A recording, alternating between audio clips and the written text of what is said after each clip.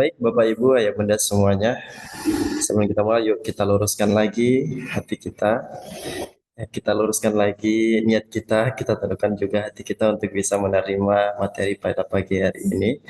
Dan semoga diri kita juga bisa menerimanya dengan baik.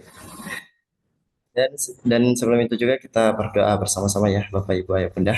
Kita berdoa ya. Kita mulai. A'udzubillahi minasyaitonirrajim. Bismillahirrahmanirrahim. Allahumma inni as'aluka ilman nafi'an wa rizqan thayyiban wa amalan mutaqabbala. Allahumma faqqihni fid-din wa 'allimni at-ta'wil. Begitu waktu dan layar kami serahkan sepenuhnya kepada Ustaz. Silakan Ustaz. Terima kasih. Assalamualaikum warahmatullahi wabarakatuh. Alhamdulillahirabbil alamin. Salatu wassalamu ala asrofil anbiya'i wal mursalin. Sayyidina wa maulana Muhammadin wa ala alihi wa sahbihi ajmain. Amma ba'd. Bapak Ibu sekalian yang dirahmati Allah, alhamdulillah kita bisa dipertemukan kembali dalam kajian titik balik. Insyaallah kita akan membahas seputar fikih muamalah, khususnya yang berkaitan dengan jual beli. Wabil khusus adalah menyangkut penentuan harga yang adil ya. Baik, kita langsung masuk ke materi.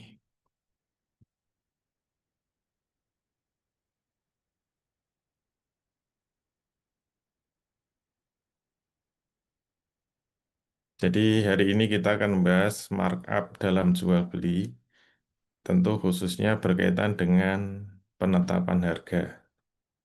Baik, bagaimana landasan keadilan dalam jual beli itu disampaikan oleh Allah dalam surat An-Nisa ayat 29.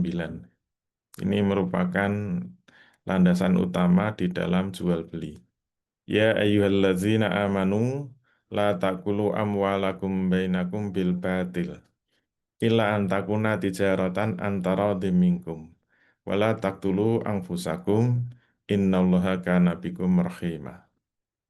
Ya ayyuhallazina amanu, wahai orang-orang yang beriman, la taqulu amwalakum bainakum bil batil. Janganlah kamu memakan harta sesamamu dengan cara yang batil atau tidak sah.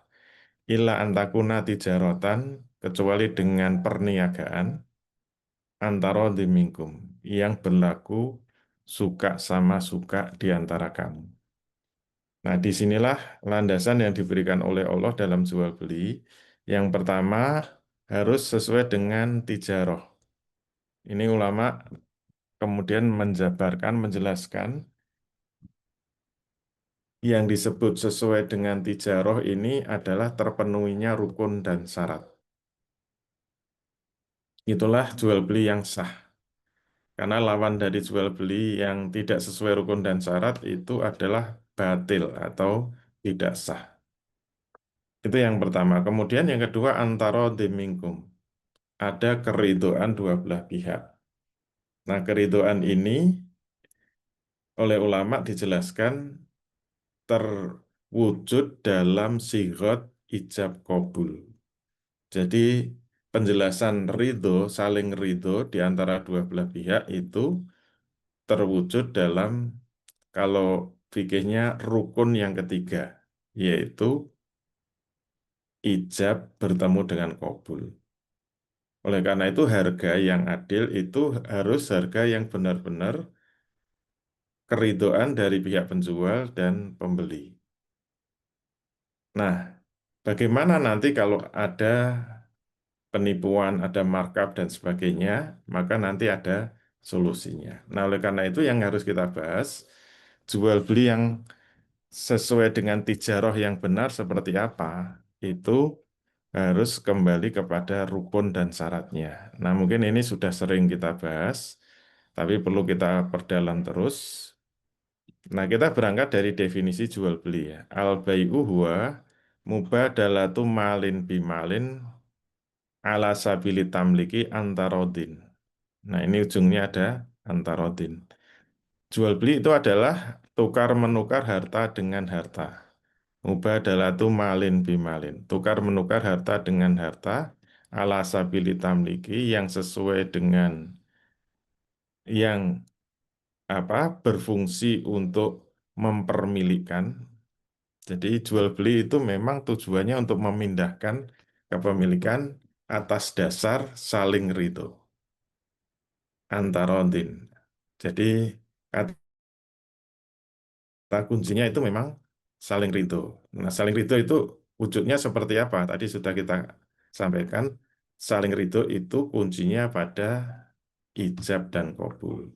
Nah, oleh karena itu, yang disebut jual beli sah itu kalau terpenuhi tiga rukun jual beli. Satu, al-aqidani, dua, makhalul akad, dan tiga, sigot. Masing-masing rukun ini pasti akan dilengkapi dengan syarat. Al-aqidani dua pihak yang berakad yaitu penjual dan pembeli. Syaratnya ada tiga. Jadi akil, penjual dan pembeli itu harus orang yang normal akalnya, bukan orang gila, bukan orang yang sedang mabuk berat. Yang kedua mumayis, 7 tahun ke atas. Berarti di bawah mumayis itu dianggap akalnya belum sempurna, masih anak kecil, masih sobiyun itu anak kecil. Jadi kalau mumayis itu 7 tahun ke atas, walaupun belum balik, tapi sudah sudah paham jual beli, sudah paham menghitung uang, nah itu dianggap sudah bisa berjual beli. Yang ketiga, mukhtar. Nah, ini juga menjadi landasan bahwa dalam jual beli tidak boleh ada paksaan, harus bebas. Dia kalau mau menjual barangnya itu bukan karena dipaksa. Biasanya kalau ada pembangunan jalan tol, nanti banyak pemaksaan-pemaksaan. Atau ada pembangunan pabrik, nanti ada pemaksaan untuk dijual. Nah, itu tidak sah jual belinya. Itu syarat ketiga. Kemudian yang paling banyak biasanya objek akad. Nah, ini sudah sering kita bahas, tapi nanti bisa kita review secara cepat ya. Atau ma'qud alaihi. Nah, objek akad itu barang dan harga, atau barang dan uang. Syaratnya ada 6. Satu, barangnya harus barang yang suci. Dua, barangnya harus dapat dimanfaatkan. Tiga, barangnya harus milik yang berakad. Empat, harus dapat diserah terimakan. Lima, barangnya diketahui. Enam, barangnya makbut. Kemudian yang ketiga, sigot, ungkapan ijab dan kabul. Syaratnya satu, muwafik, berkesesuaian antara ijab dan kabul. Dua, satu majelis akad. Antara ijab dan kabul tidak boleh berpisah majelis akad. Tiga, tidak ada fasil, tidak boleh ada pemisah antara ijab dan kabul. Empat, saling mendengar dengan jelas ucapan ijab dan kabul. Ini nanti kita jelaskan satu persatu ya. Baik, kita mulai syarat al-aqidani. Akil, mumayyiz, dan mukhtar. Dalilnya, anna Rasulullah sallallahu alaihi wasallam qala, bahwasanya Rasul pernah bersabda, rufi al-qalamu an salasatin, akan diangkat pena malaikat terhadap tiga perkara. Anis sobi hatta yablughu, ketika dia masih anak-anak sampai dia balik. Wa anin naimi hatta yastaiqidhu, ketika dia tidur sampai dia bangun. Wa anil ma'tuhi hatta yabro'a, ketika dia gila sampai dia waras ya, sembuh dari gilanya. Berarti orang gila memang tidak sah. Mumayyiz itu dikiaskan dari perintah sholat kepada anak yang berusia 7 tahun. Muru auladakum bis sholati wahum abna'u sab'i sinin. Perintahkan anak-anakmu melaksanakan sholat, sedangkan mereka sudah berusia 7 tahun. Kemudian mukhtar, itu dalilnya An-Nisa 29 tadi ya. Ya ayyuhallazina amanu, wahai orang-orang yang beriman, la ta'kulu amwalakum bainakum bil batil. Janganlah kamu memakan atau mengambil harta sesamamu dengan cara batil atau tidak sah. Ila antakuna tijarotan, kecuali dengan tijaroh atau perniagaan antara dimingkum yang berlaku suka sama suka di antara kamu. atau saling ridho. Jadi tidak boleh ada paksaan. Baik, untuk syarat objek akad ada 6, barangnya harus suci, dalilnya Al-Ma'idah 90. Ya ayyuhallazina amanu, wahai orang-orang yang beriman, innamal khomru, sesungguhnya pada khomer, wal maisiru, yaitu judi, wal angsobu, berhala, wal azlamu, mengundi nasib, rizun itu adalah najis min amalis syaiton, bagian dari amal-amal setan. Fajtanibuhu maka jauhilah amal-amal setan itu la'allakum tuflihun agar kamu mendapatkan keberuntungan. Dalil yang kedua, innallaha wa rasulahu harrama bai'al khamri wal maitati wal khinziri wal asnami. Sungguhnya Allah dan Rasulnya telah mengharamkan jual beli khamr, kemudian jual beli bangkai, jual beli daging babi, dan jual beli patung. Jadi contohnya apa? Kotoran binatang, pupuk kandang, babi, darah, bangkai, parfum yang mengandung etanol atau alkohol itu haram diperjualbelikan. Nomor dua, dapat dimanfaatkan. Kaidahnya kullu makhrima alal ibadi fabayu haramun. Setiap apa-apa yang diharamkan untuk hambanya, maka memperjualbelikannya haram. Contoh haram bagi hamba itu bisa haram dimakan, haram diminum, haram dibuat, dan haram dimanfaatkan. Contohnya kucing haram dimakan, anjing, harimau, raja mali itu haram dimakan, maka jual belinya haram. Patung itu haram dibuat, maka jual beli patung haram, kecuali boneka. Cacing, katak itu haram dimakan, maka jual belinya juga haram, termasuk homer dan sebagainya. Nomor tiga, milik orang yang berakad, dalilnya la tabi ma laisa indak. Janganlah kamu menjual barang yang belum kamu miliki. Contohnya jual barang dengan foto-foto, tapi belum punya barangnya. Jual rumah dengan gambar-gambar saja, belum ada rumahnya. Itu tidak sah. Kecuali dengan akad pesan atau salam ya. Akad pesan atau salam itu ada dalil khususnya. Yaitu hanya khusus untuk barang misliat ya. Ini sudah sering kita bahas. Barang misliat itu barang yang bisa ditakar, ditimbang, dihitung. Nomor tiga, taslim dapat diserah terimakan. La tabi ma laisa indak. Janganlah kamu menjual barang yang belum dimiliki. Maknanya belum dimiliki bisa belum dikuasai. Misalnya itu sudah barangnya, tapi lepas. Nah itu nggak boleh dijual. Jadi contohnya menjual ayam yang lepas, burung yang terbang, kambing yang hilang, ikan yang di sungai itu tidak boleh dijual karena tidak bisa diserah terimakan atau taslim. Yang kelima barangnya maklum. Ini mohon maaf apa ketikanya pecah ya. Anna Nabiya Shallallahu Alaihi Wasallam naha an bai'is samari kata yabdu solahuhu. Bahasanya Rasul melarang jual beli buah yang ada di pohon sampai nampak kematangannya. Dan yang kedua, las la tas taru asamaka fil ma'i fa innahu ghororun. Janganlah kamu menjual ikan yang ada di dalam kolam karena sesungguhnya itu ghoror, tidak pasti. Nah, Rasulullah Shallallahu Alaihi Wasallam an bai'il khasoti wa an bai'il ghorori. Rasul melarang jual beli khasoh dengan lemparan kerikil dan jual beli ghoror. Jual beli ikan dalam kolam, jual ijon, jual buah yang belum masak dan sebagainya itu haram hukumnya. Yang keenam barangnya makbut sudah dipegang penjual dari penjual pertama. Tapi ini hanya khusus barang misliat ya. Dalilnya qala fa idza staroita bai'an fala tabi'hu hatta takbitu. Nabi bersabda, kalau kamu mau menjual barang, janganlah kamu jual barang itu sampai barang itu sudah makbut, sudah kamu pegang. Panahana Rasulullah Shallallahu Alaihi Wasallam an Nabi ahu kata nangkulahu min makani. Rasul melarang untuk menjual suatu barang sampai dia sudah memindahkan barang itu dari tempat semula. Contohnya apa? Jual beli secara dropshipping. Beli nasi yang langsung minta disedekahkan. Akadnya beli kemudian minta disedekahkan. Kecuali untuk barang kimia ya. Jadi barang kimia tidak harus makbut atau dipegang.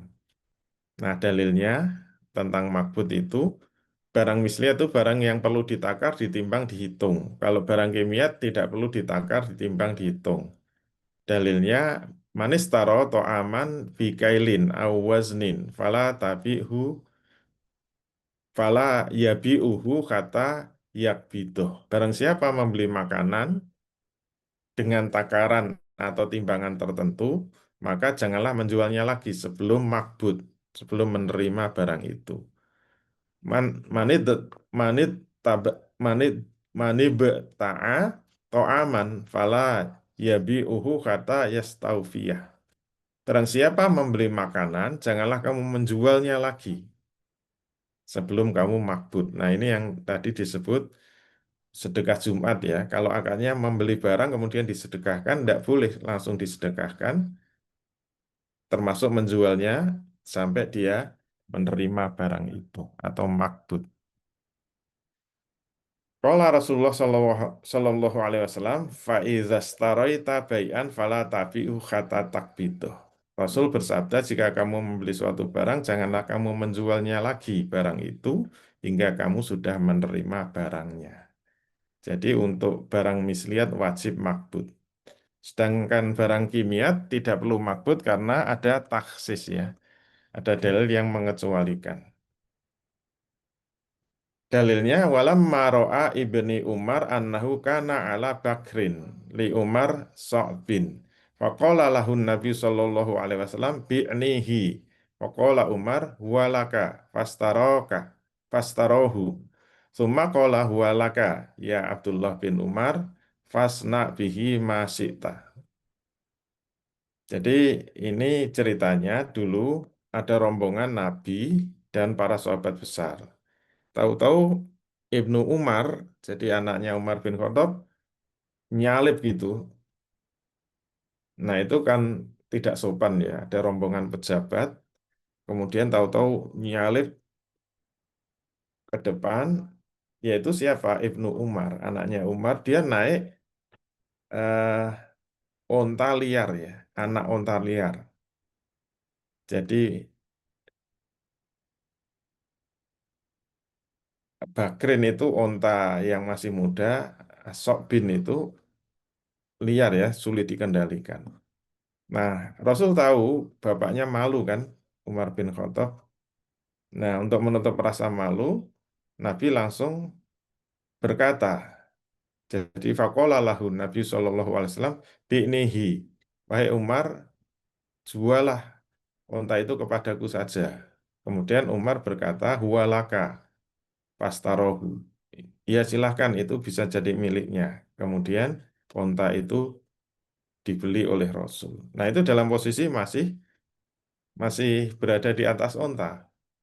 Nah kemudian Rasul berteriak menyampaikan kepada Ibnu Umar. Qala berkata Rasul kepada Ibnu Umar, huwalaka ya Abdullah bin Umar. Itu onta jadi milikmu. Fasna bihi masyikta. Silahkan kamu bersenang-senang atas onta itu. Jadi Rasul belum menerima onta itu, belum makbut, sudah diberikan kepada Ibnu Umar. Ini menjadi dalil untuk barang kimia tidak perlu makbut, tidak wajib makbut. Baik, yang rukun ketiga adalah sigot ijab kabul.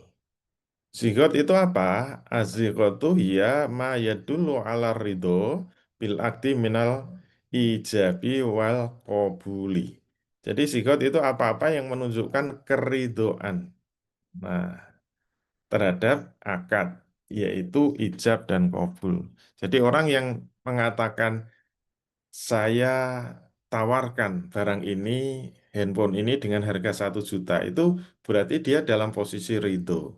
Kemudian kalau dijawab, ya saya mau membeli dengan harga 1 juta, itu namanya dalam posisi kobul yang ridho. Nah, sigot itu dibagi dua, ada kauliyah dengan perkataan dan ada fi'liyah dengan perbuatan.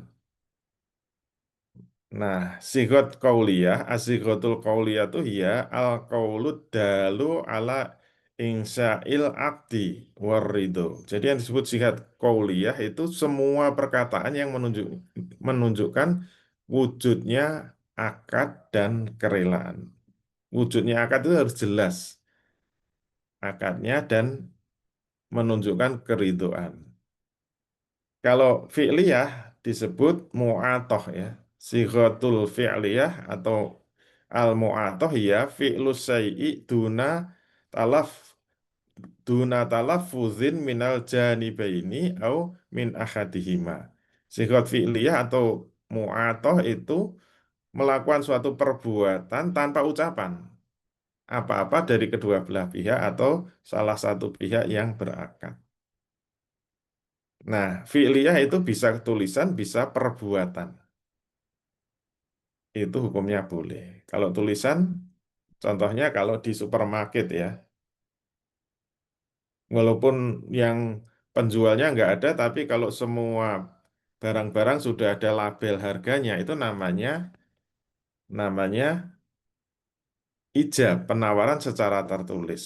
Kemudian kalau kita lihat harganya kemudian mengambil, itu sebenarnya kobul secara fi'liyah.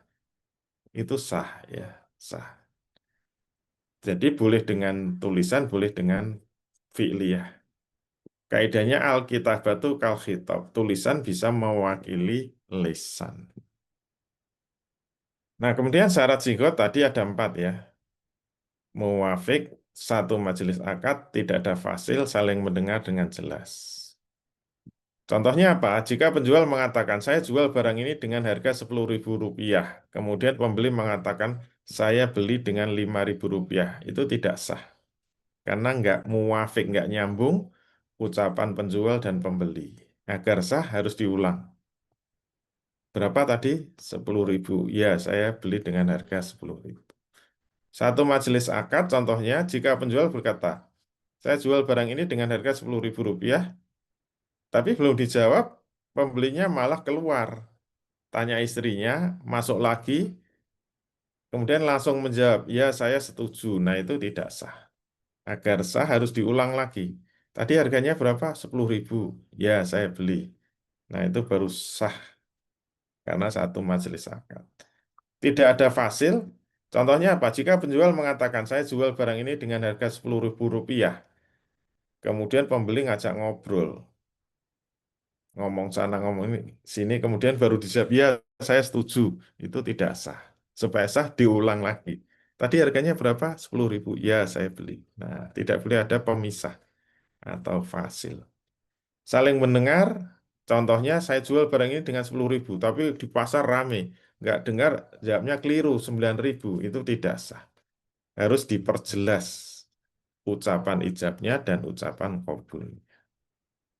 Nah, tadi yang terkait dengan apa? Kalau ada penipuan, ada markup, dan sebagainya, itu ada hak khiar ya, cara menyelesaikannya. Jadi, contohnya yang kemarin kita bahas, misalnya ada Goben Fakhisi ya. Goben Fakhisi kemarin sudah dijelaskan, yaitu apa? Menaikkan harga dengan sangat tinggi, sementara pembelinya nggak tahu harga pasar. Nah, itu jual beli yang tidak sah. Jadi, eh, kalau ditanya berarti harga yang adil, harga yang wajar itu berapa? Acuannya bukan berapa kali lipat dari harga pokok pembelian atau harga pokok produksi, tidak ada batasan persentase, tetapi acuannya harga pasar. Karena kalau salah satu tidak tahu harga pasar, maka jual belinya tidak sah. Dan solusinya apa? Ada hak khiyar. Hak khiyar itu dibagi tiga, khiyar majelis, khiyar aib, dan khiyar syarat. Khiyar majelis itu, jika masih dalam satu majelis akad, salah satu pihak ingin membatalkan jual beli, walaupun tanpa alasan, apalagi ada alasan. Misalnya setelah apa, mungkin nanya istrinya, telepon atau WA, itu kemahalan, kamu dibohongi, misalnya. Selama masih di majelis, berarti masih berdiri atau dalam ruangan, itu kalau dia kemudian membatalkan harus diterima. Walaupun kwitansinya ada tulisan barang yang sudah beli tidak boleh dikembalikan. Nah, itu tidak berlaku. Jadi kalau ada ketentuan dari penjual barang yang sudah dibeli tidak boleh dibatalkan, tetap itu tidak berlaku selama belum berpisah majelis. Yang kedua, khiyar aib. Jika sudah berpisah majelis akad terus pulang, ternyata dia merasa ada cacat.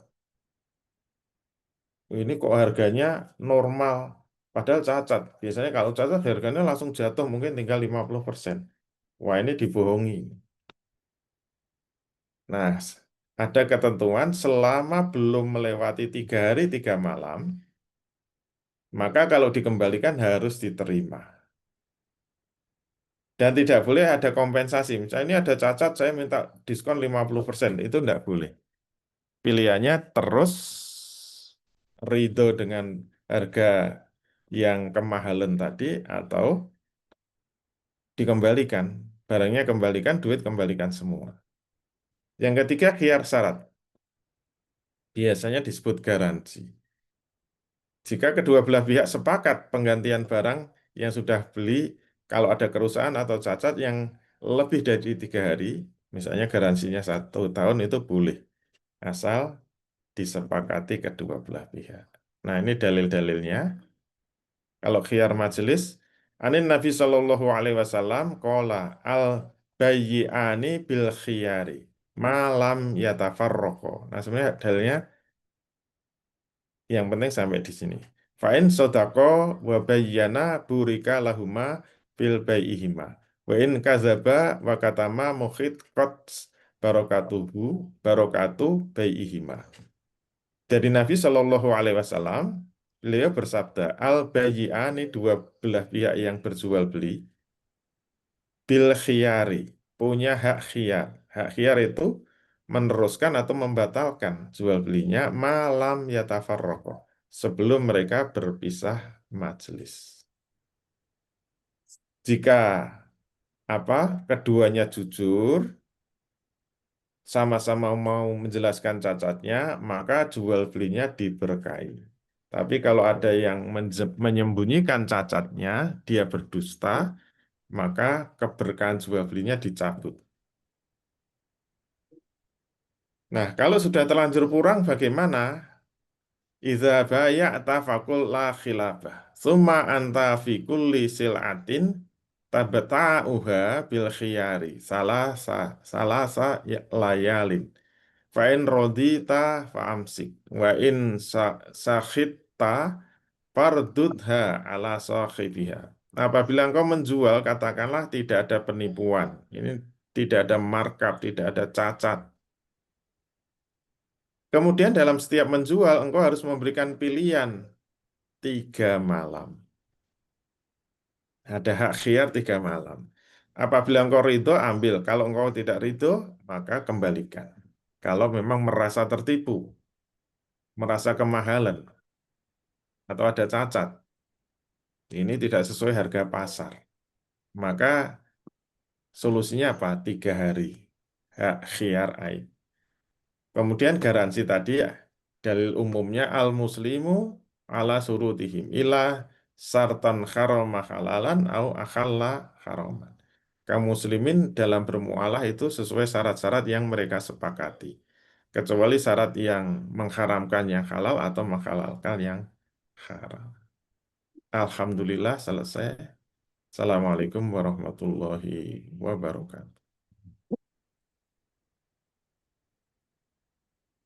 Waalaikumsalam warahmatullahi wabarakatuh.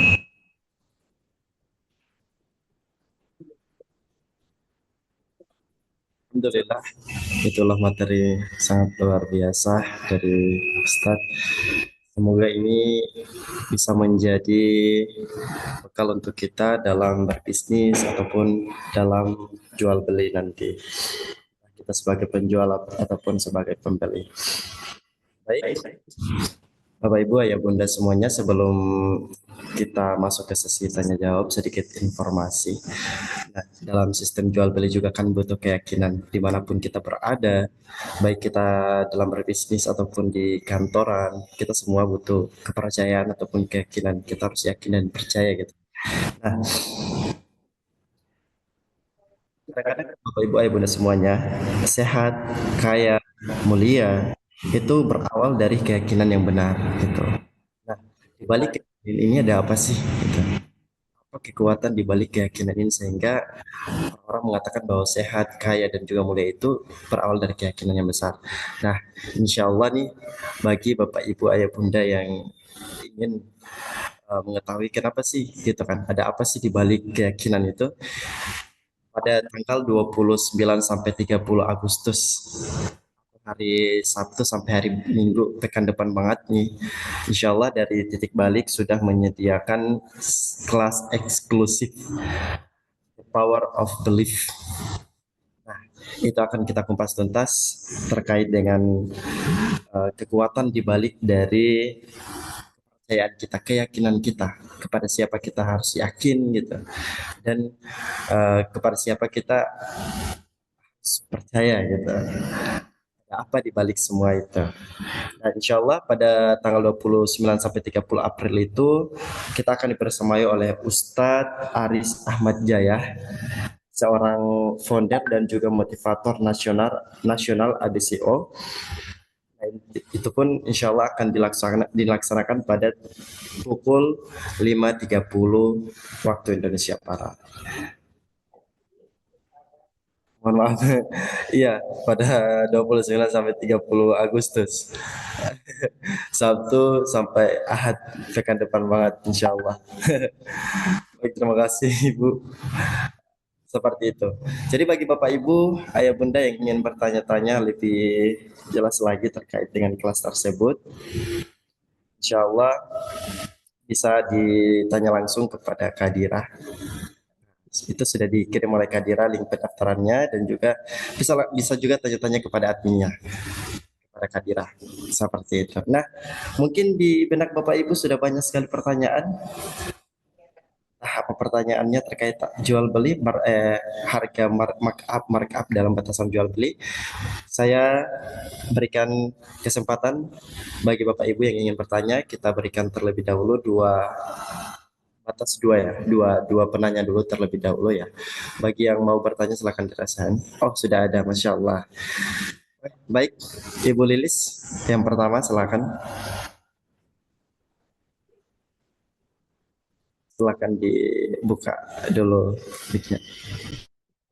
Ya, terima kasih. Assalamualaikum warahmatullahi wabarakatuh, Ustaz. Waalaikumsalam warahmatullahi. Dari penjelasan yang tadi, saya ingin bertanya tentang markup atau penambahan harga barang ketika kita akan menjual kepada pembeli, ya, karena tadi jangan sampai mendolimi pembeli. Kira-kira berapa persen yang wajar dan dibolehkan dalam agama kita, agama Islam? Karena saya pernah akan membeli sesuatu, yaitu dispenser ya. Kita bertanya kepada beberapa penjual ya yang beda toko, harganya misalnya 1,4 juta. Tiba-tiba ada teman yang punya kenalan yang suka menjual sebagai grosir gitu ya. Ternyata harganya itu hanya 50% dari yang akan dijual oleh toko yang tadi saya tanya itu. Misalnya harganya hanya 700 atau bahkan kurang dari itu. Nah, kira-kira dalam Islam itu yang wajar, yang dibolehkan itu berapa persen penambahan atau markup dari harga beli yang dibeli oleh penjual? Terima kasih Ustaz. Assalamualaikum warahmatullahi wabarakatuh. Waalaikumsalam. Baik, terima kasih Bu Lilis. Jadi dalam materi tadi sebenarnya sudah saya sampaikan, Islam tidak mengatur persentase. Kalau kita belajar muamalah, memang Islam tidak akan masuk ke wilayah kuantitas atau kuantiti. Kita itu mau jual harga berapa, menaikkan harga berapa, biaya produksi berapa, itu diserahkan pada akal manusia. Berarti Islam tidak mengatur kuantitas, tapi lebih kepada kualitas. Kalau dalam bahasa kitabnya memang Islam tidak mengatur masalah kamiyah. Kamiyah itu banyaknya secara kuantitas ya. Tapi kaifiyah, kadang-kadang diterjemahkan kualitas ya. Tapi kaifiyah yang dimaksud itu adalah Islam hanya mengatur tata caranya, aturan-aturan jual beli yang terwujud dalam rukun dan syarat tadi. Oleh karena itu tadi sudah saya sampaikan, menentukan harga itu tidak ada aturannya dalam Islam. Berapa persennya. Nah, terus harga ditentukan dari mana? Dari bertemunya permintaan dan penawaran. Yang istilah Qur'annya tadi antara minggu. Jadi selama penjual dan pembeli sudah saling ridho itu sah. Jadi kalau ditentukan persen nanti malah hancur semua itu tatanan ekonomi. Karena misalnya, mohon maaf ya, saya pernah mendengar ada Ustadz mengatakan maksimal 10%. Wah, itu bahaya itu, karena tidak ada dalilnya. Orang jualan kayak air kemasan itu bisa sampai mungkin 500% keuntungannya, bahkan bisa 1000%. Wong air kalau nyedot dari tanah itu nggak ada harganya. Paling hanya biaya listrik itu. Mungkin satu botol biayanya cuma 100 rupiah. Dia jual 1000 rupiah atau 3000 rupiah. Itu kan bisa sampai mungkin 1000%. Bahkan 2000%. Boleh nggak boleh saja. Asal dua belah pihak ridho. Itu sebenarnya prinsip yang ditekankan oleh Islam. Kemudian bagaimana itu disebut ada penipuan? Itu acuannya apa? Atau kemahalan ya? Atau kemurahan? Acuannya apa? Acuannya harga pasar. Jadi ulama hanya memberikan acuan harga pasar. Oleh karena itu, tidak harus sama persis, tapi harus mengacu pada harga pasar. Mungkin bisa dinaikkan sedikit atau diturunkan sedikit. Jadi kalau terlalu terlalu panjang, terlalu lebar, ya itulah nanti yang kalau sampai pembeli atau penjual tidak tahu, yang kemarin disebut ada Goben Fahisi ya. Itu mesti karena ada unsur penipuan yang sangat keji. Karena memanfaatkan ketidaktahuan pembeli terhadap harga pasar atau penjual terhadap harga pasar. Itu Goben Fahisi yang kemarin sudah kita bahas. Nah, oleh karena itu, eh, pasarnya juga harus mengikuti pasar yang sama. Misalnya pasar retail itu acuannya pasar retail. Jangan disamakan dengan pasar grosir. Atau sama-sama nasi goreng ya. Nasi goreng kalau kita beli di pinggir jalan, di tenda-tenda, ya beda dengan di restoran, beda lagi di pesawat. Kalau mau tahu harga normalnya, harga pesawat ya sesama pesawat. Jangan kita beli nasi goreng di pesawat, kita acuannya pasar di pinggir jalan Jalan. gitu loh.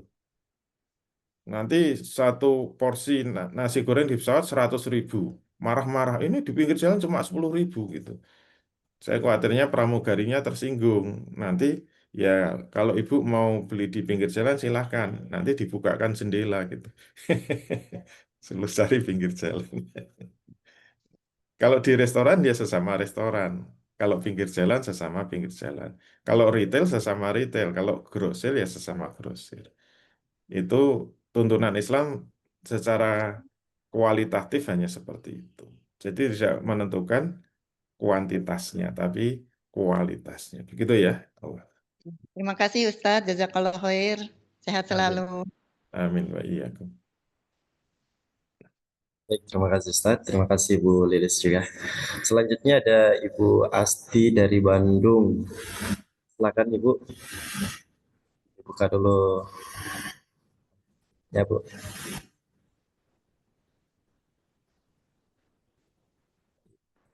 Terima kasih. Afwan, izin off cam Ustadz. Iya, silakan. Bismillahirrahmanirrahim. Assalamualaikum warahmatullahi wabarakatuh. Waalaikumsalam. Ustadz, ada dua hal yang ingin saya tanyakan. Yang pertama terkait harga jual beli. Misal seperti ini Ustadz, ada salah suatu perusahaan obat menawarkan ke organisasi. Kami kan organisasi misal.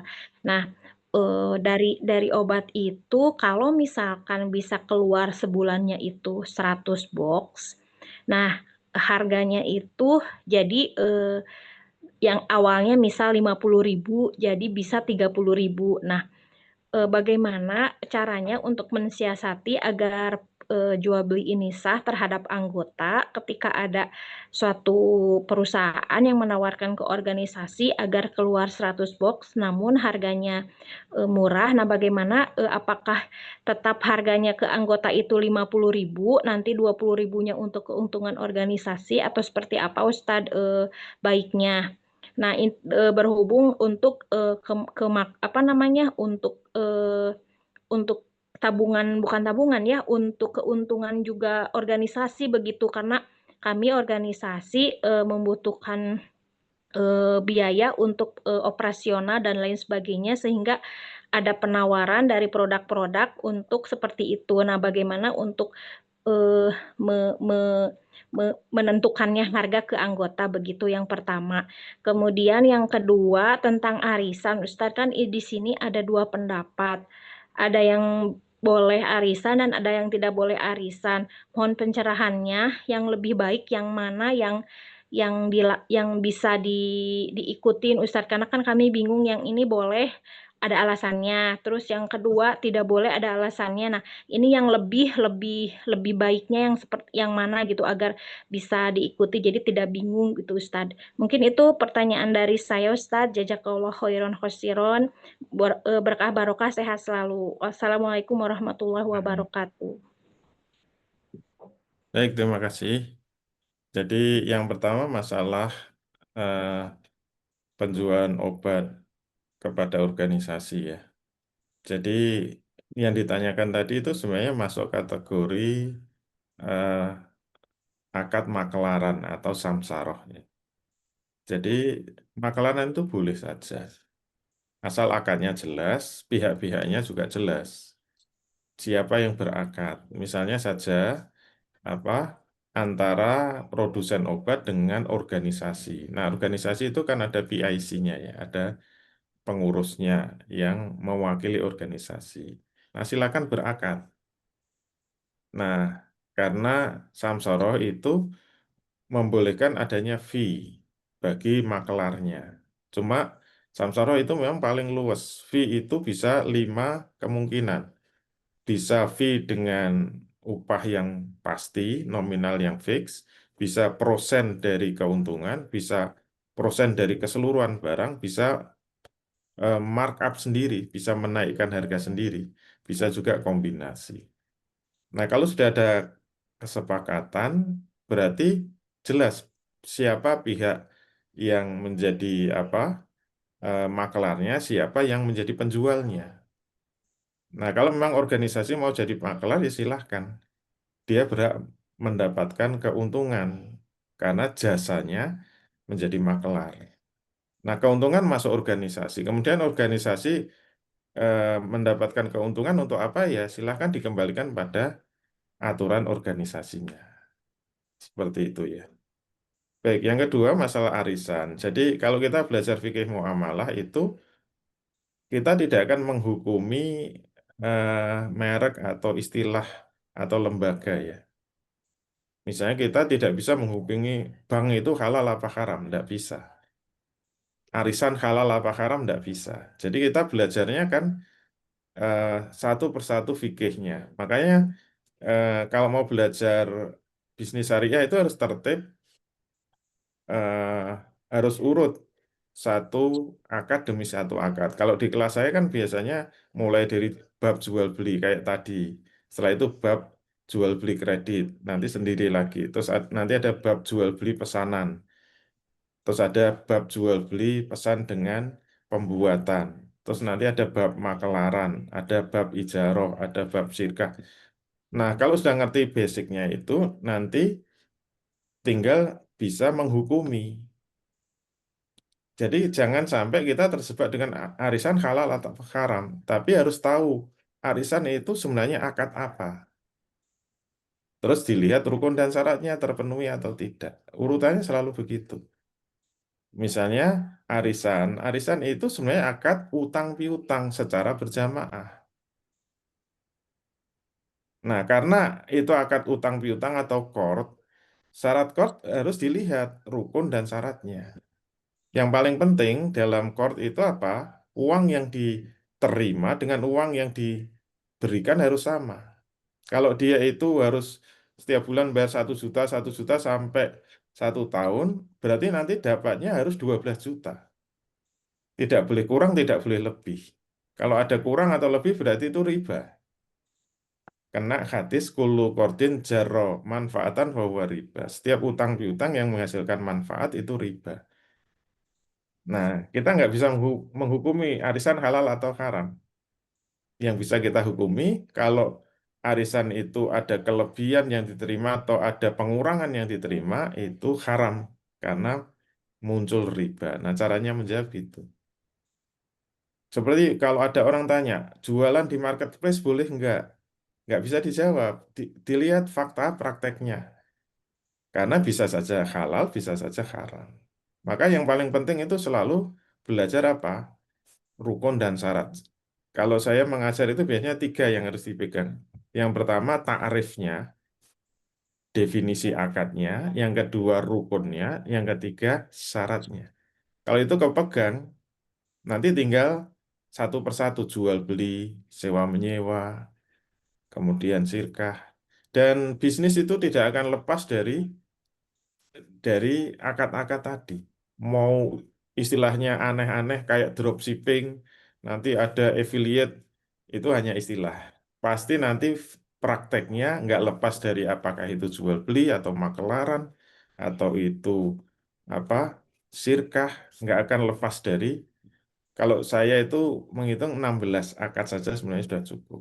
Insya Allah untuk bisnis kontemporer itu tercover semua. Walaupun kalau belajar fikih muamalah bisa 41 bab itu. Itu ya, Allah. Baik, terima kasih Ustadz. Mumpung masih ada 20 menit nih Ustadz, ada pertanyaan dari kolom chat. Izin saya bacakan ya Ustadz. Ya. Bagaimana dengan reseller yang tidak pegang barang tapi sudah menjualnya? Nah, kadang-kadang kita juga kalau sebagai reseller gitu kan Ustaz, kita nggak punya barang. Ataupun barang kita buat sendiri nih, tapi belum ready. Nah, terus kita udah terima uang gitu. Tanda jadi dan sebagainya itu gimana Ustaz hukumnya? Iya, kalau kita belum punya barangnya, itu boleh asalkan dengan akad salam. Jual beli salam atau jual beli pesanan. Syarat jual beli pesanan satu, barangnya harus barang misliat. Barang yang bisa ditakar, ditimbang, dihitung. Seperti beras, gula, gandum. Kalau gandum itu masuk barang ribawi ya. Nggak boleh kalau gandum. Nah, itu harus barang misliat. Jadi, yang harus kita ingat barang itu kan 3 macam. Barang misliat, barang kimiat, barang ribawi. Itu hukumnya beda-beda. Itu yang boleh dipesan hanya barang misliat yang bisa ditakar, ditimbang, dihitung. Yang kedua, kalau itu akadnya salam berarti harus cash. Harus dibayar cash di depan. Tidak boleh DP, tidak boleh kredit, tidak boleh COD ya. Khusus barang misliat. Nah, oleh karena itu, kalau mau jadi reseller, ya tergantung kita mau akadnya makelaran atau akadnya salam. Kalau salam aturannya begitu. Kalau makelaran Ya, makelaran itu boleh asal kita tidak mengaku sebagai penjual. Kita ya makelar saja. Maka kalau misalnya nanti ada dropshipping, boleh makelaran itu barang langsung dikirim dari penjualnya, tapi harus atas nama penjual, tidak atas nama makelar. Itu ya. Jadi kalau makelaran kan nggak harus punya barang, karena itu kita hanya makelar saja. Yang punya barang ya penjualnya. Terus kalau harus dibuat namanya istisna, bukan salam. Nah, istisna itu paling luas dan luas karena boleh barang misliat, boleh barang kimiat. Terus istisna boleh bayar di depan, boleh DP, boleh cicil, boleh di belakang. Itu istisna. Begitu ya, Allah. Baik, terima kasih Ustadz. Nah, ini lagi juga Ustadz. Sebelum ke yang resen, satu lagi pertanyaan yang ada di dalam kolom chat yang sudah lebih dulu ya.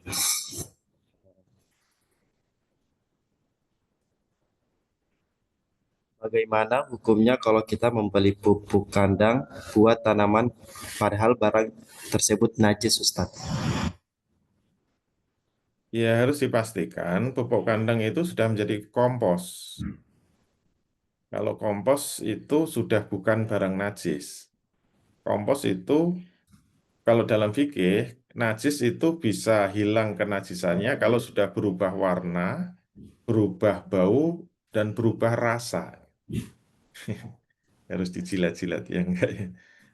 Terutama bau dan rasa. Kalau sudah enggak berbau, berubah warna, bau dan rasa itu menurut ulama sudah hilang kenajisannya. Jadi kalau masih apa seger apa kotorannya itu haram, jadi nggak boleh. Itu ya. Allah. Baik, terima kasih Ustadz.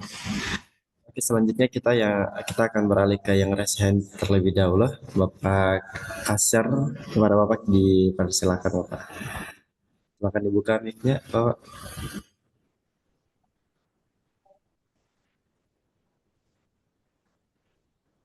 Bisa di unmute dulu Pak.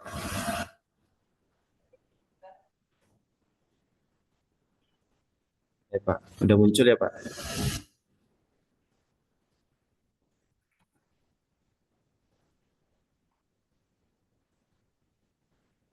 Halo Pak Aser.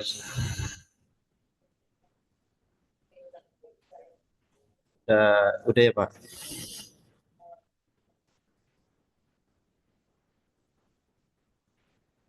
Dengaran suaranya saya Pak.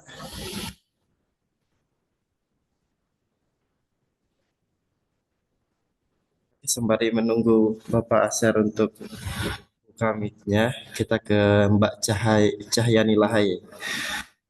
Silakan Mbak.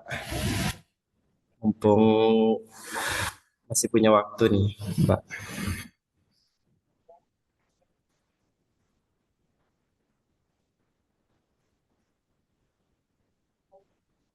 Bu Cahyani Lahai dari Bogor.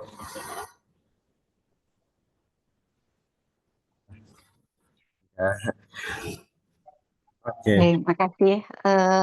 Assalamualaikum warahmatullahi wabarakatuh. Waalaikumsalam warahmatullahi wabarakatuh. Ustadz, izin saya off cam.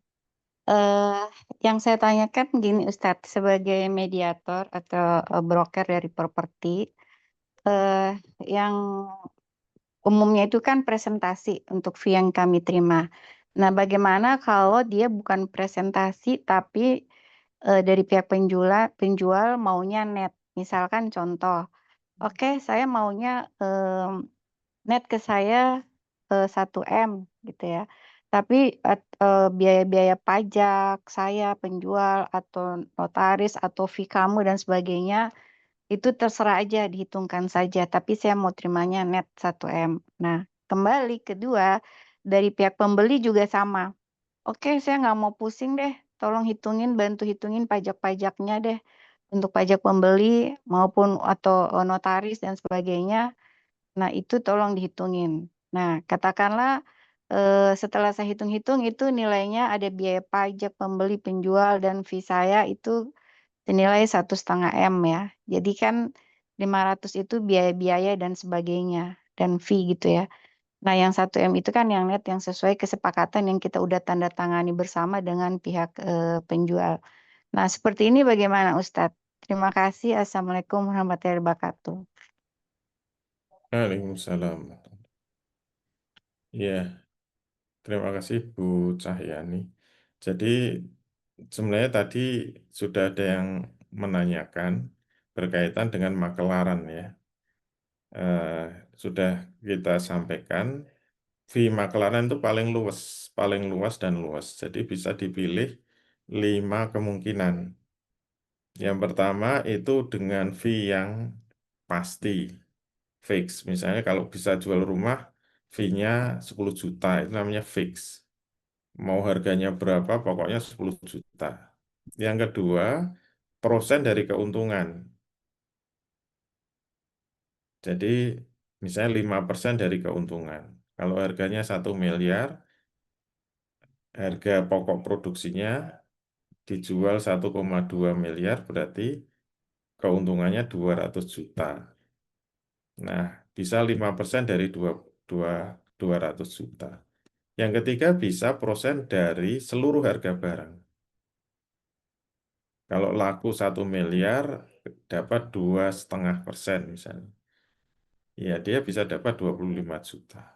Itu yang ketiga. Yang keempat, bisa markup sendiri. Pokoknya dari saya 1 miliar, terserah kamu jual berapa, pajaknya berapa, terserah. Yang penting net untuk saya itu 1 miliar, itu boleh. Yang ketiga, kelima boleh kombinasi. Nanti kalau bisa terjual, nanti ada 2,5% dari harga pokok dari saya yang 1 miliar. Dapat 2,5% dari 1 miliar. Kalau kamu bisa markup, misalnya lakunya 1,1 miliar, berarti kamu berhak mendapatkan yang 100 juta. Plus 2,5% dari 1 miliar. Berarti yang diterima 125 juta. Itu juga boleh. Silakan dipilih, itu khusus untuk makelaran ya. Paling luas dan luas. Itu ya, Allah.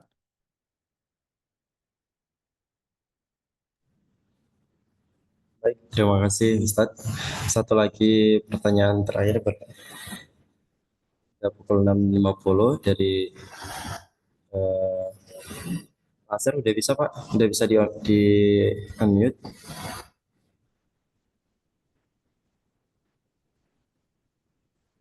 Jika masih ada waktu, nanti kita akan coba lagi. Pertanyaan Pak Asir.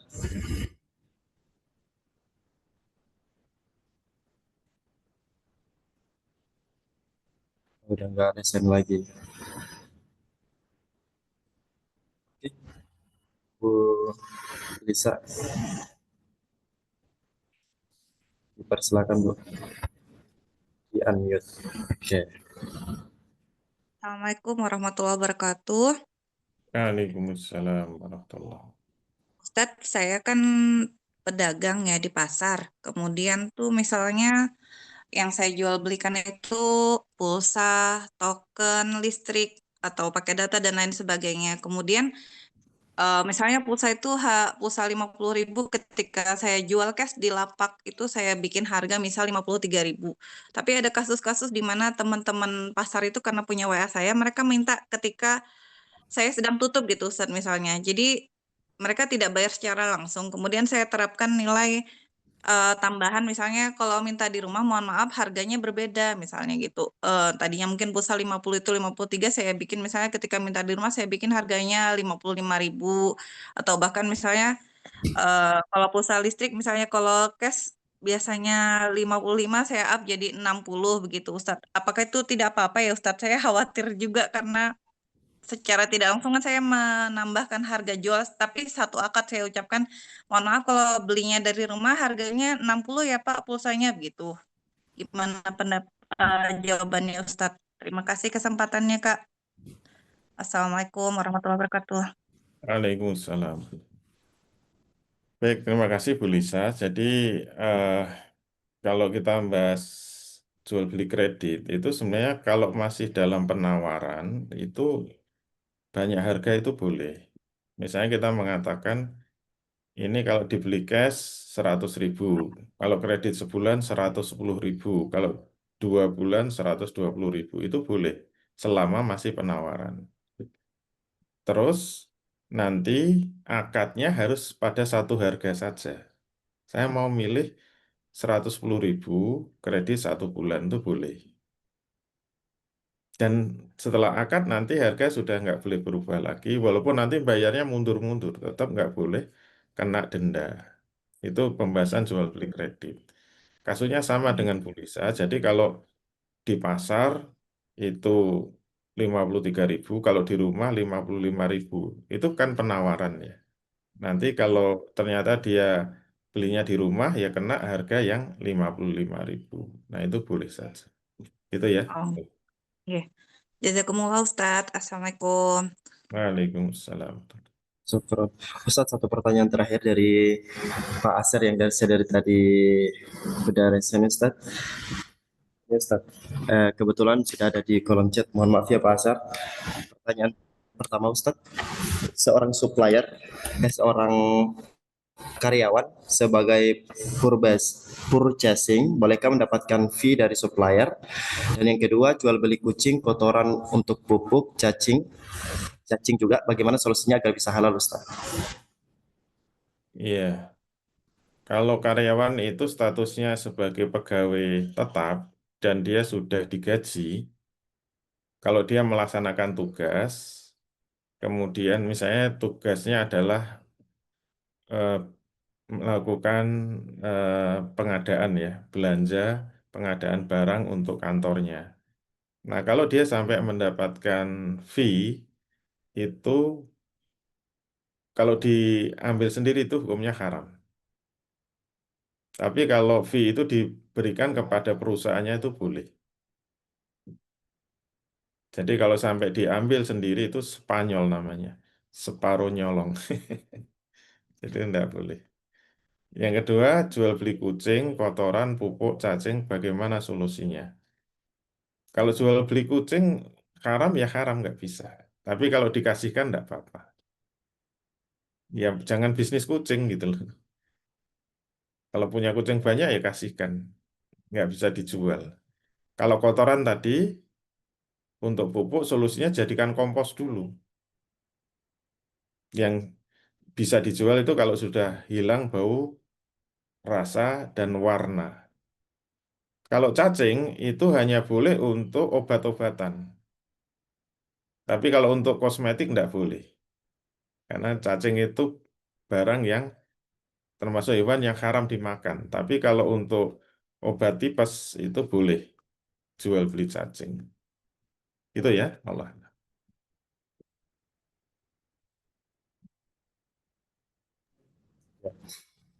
Baik, terima kasih Ustaz. Bagaimana Pak Asir? Mohon maaf ya tadi nggak kebaca. Semoga itu bisa menjawab apa yang sudah ditanyakan oleh Bapak Ibu semuanya. Terima kasih dan Alhamdulillah kita sudah ada di penghujung kegiatan kita. Nah, sebelum saya tutup nih, saya izin menyampaikan sedikit informasi lagi terkait dengan kelas eksklusif yang akan diadakan oleh Titik Balik, The Power of Belief. Sehat, kaya, dan mulia itu berawal dari keyakinan yang insya Allah akan diadakan pada tanggal 29 sampai 30 Agustus hari Sabtu sampai hari Ahad pada pukul 5.30 waktu Indonesia Barat.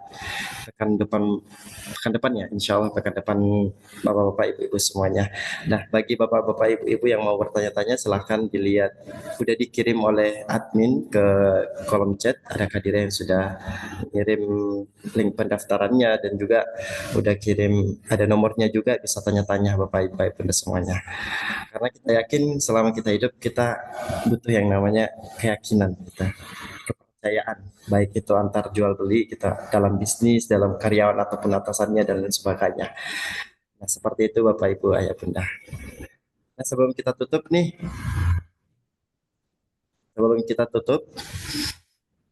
mungkin ada sedikit closing statement Ustadz dari Ustadz.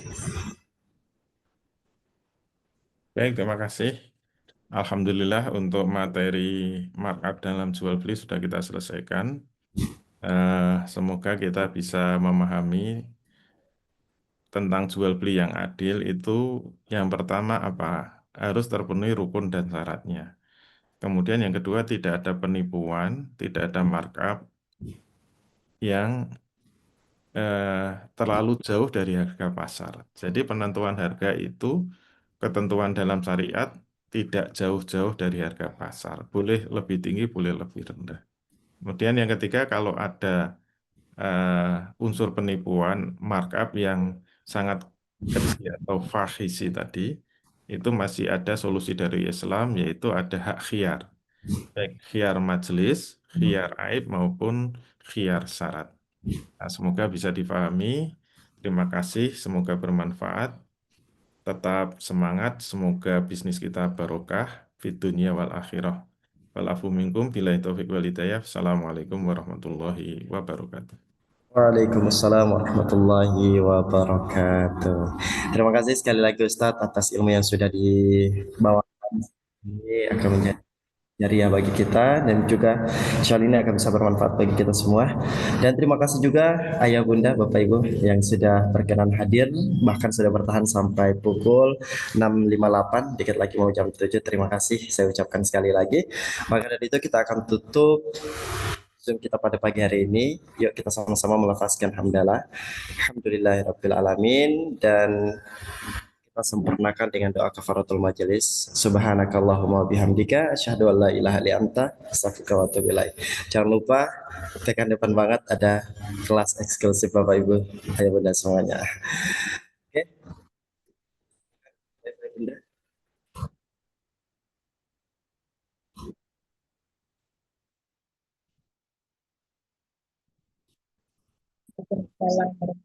Warahmatullahi